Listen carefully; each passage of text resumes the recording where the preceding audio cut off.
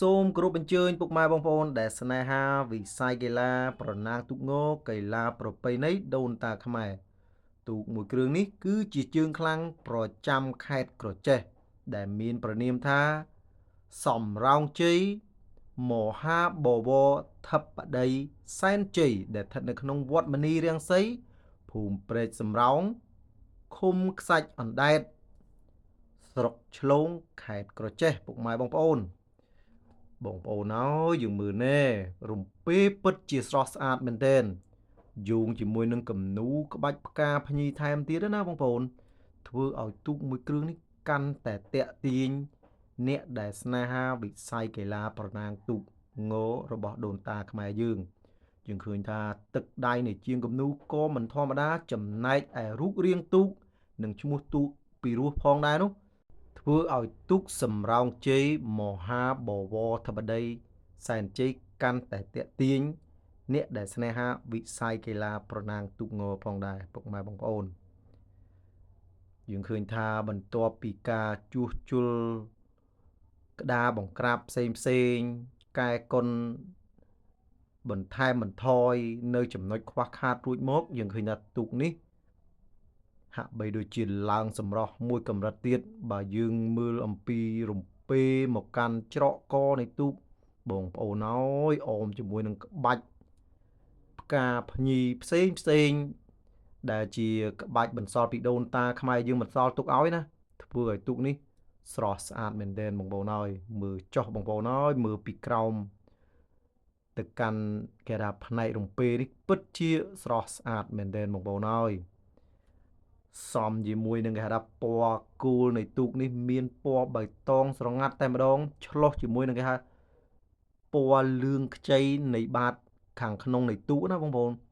ឆ្លុះស្អាតមែនទែនគេថាមើលទៅហាក់បីដូចជាមានពន្លឺចាំងជះហាក់បីដូចជាតាក់ទាញគេថាអ្នកស្នេហាវិស័យកីឡាបណ្ដាញទូកងហ្នឹងដកចិត្តមិនរួចទេអំពីសម្រស់នៃទូកមួយគ្រឿងនេះហ្នឹងហើយបងប្អូន ហើយទូកនេះក៏រាប់បានថាជាជើងខ្លាំងប្រចាំស្រុកខ្មែរដែរដែលមកពីដែនដីខេត្តក្រចេះពុកម៉ែបងប្អូនហ្នឹងហើយបងប្អូនតោះយើងមើលបង្ហូតទៅកាន់ផ្នែកខាងក្រោយខាងកន្សៃបងប្អូនហ្នឹងហើយបងប្អូនមើលទៅរឿងហាប់ណែនល្អមែនទែនមើលចុះបងប្អូនអើយផ្នែកនៃកន្សៃស្អាតណាស់បងប្អូនអើយងរំពឿនតែម្ដងហើយបងប្អូន ស្អាតណាស់បងប្អូនអើយសំរោងជ័យបាទសំរោងជ័យមហាបវរធិបតី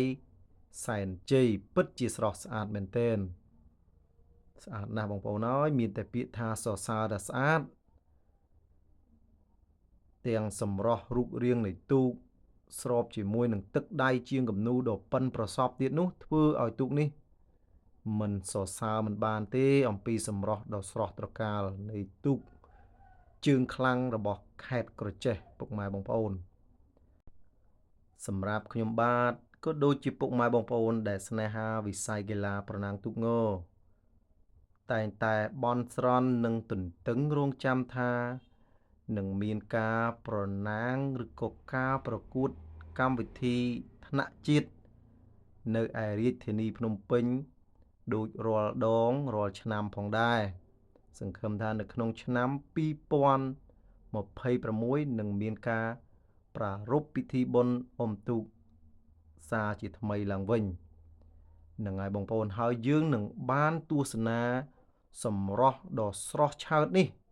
របស់ទូកសម្រោងជ័យមហាបវរធិបតីសែនជ័យ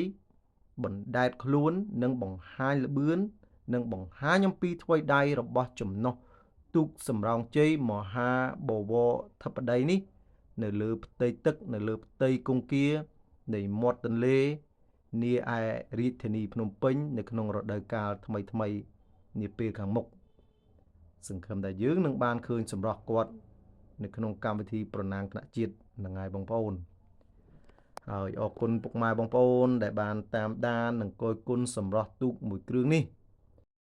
ជាចុងក្រោយសូមអរគុណដល់ម្ចាស់វីដេអូបង Visco សុកនិងបងប្រុស Ra Thierry ផងដែរសូមអរគុណជូនពរពុកម៉ែបងប្អូនមានសុខភាពល្អរកស៊ីទទួលទានមានបានទាំងអស់គ្នា